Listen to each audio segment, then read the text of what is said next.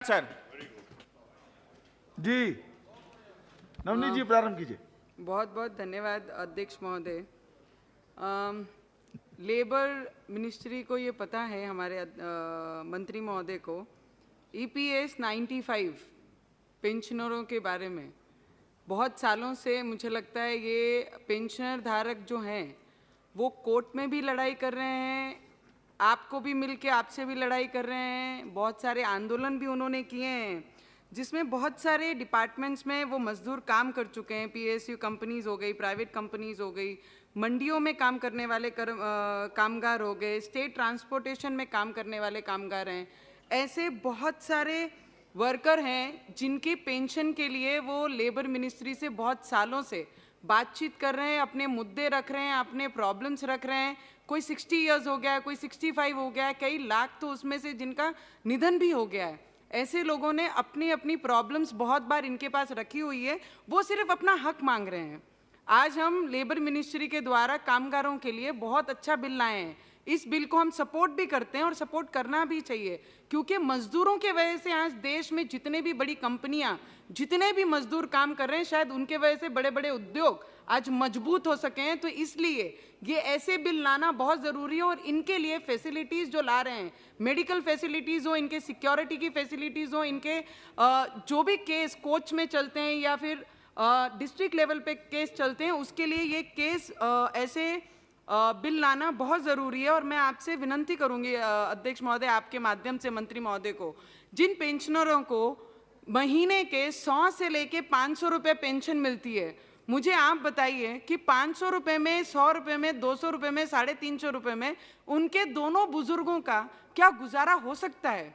और बल्कि जहां पर सरकार के पास इनके ही पैसे दिए हुए EPS 95 के खाते में 5 लाख करोड़ फंड आज तक जमा है, और उसके बावजूद इन वर्करों को मिनिमम ऑफ पेंशन ये मांग रहे हैं, जहां पर हम उन्हें दे नहीं पा रहे हैं। बहुत सारी मीटिंग से हो गई हैं, कई कोर्ट में उनके बाजू में निर्णय लगा है, कई एक आधी जगह उनके विरोध में निर्णय लगा है। तो मैं मंत्री महोदय से विनंती करूंगी कि ऐसे गरीब मजदूर जो सिर्फ अपना हक मांग रहे हैं, वो 7 से 8 हज़ार अपना पेंशन महीने का मांग रहे हैं, बल्कि आपके पास उनके 5 लाख करोड़ फंड जमा है, उसमें से वो अपना अधिकार मांग रहे हैं। तो मेरी आपसे विनंती रहेगी कि उनको उनका अधिकार दिया जाए और उनके आने वाले भविष्य, जो थोड़े दिन कुछ साल बाकी हैं, ऐसे सीनियर सिटीजन के लिए कुछ दया हमारे से होनी चाहिए। मैं आपसे ये विनंती करूंगी।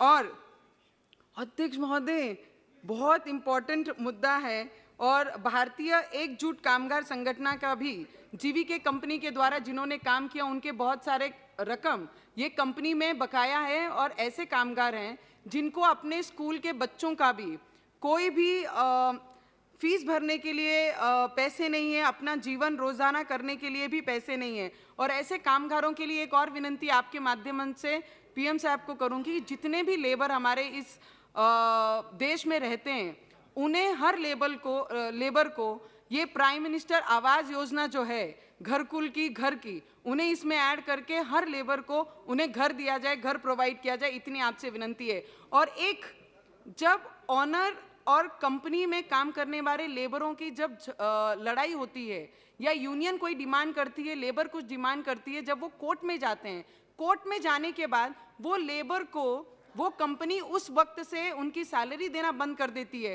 पर मैं आपसे एक विनंती करूंगी, इसमें एक कुछ एडिशन करके, कि जब अगर कोई भी व्यक्ति या कंपनी का मालिक या मजदूर अगर कोर्ट में जाता है, तो उनकी सैलरी, उनकी पगार वो मजदूर की बंद नहीं किया जाए, इसमें ज़रूर विचार करना चाहिए, क्योंकि आने वाला भविष्य पे उनकी बहुत सारी चीज़ें निर्भर हैं।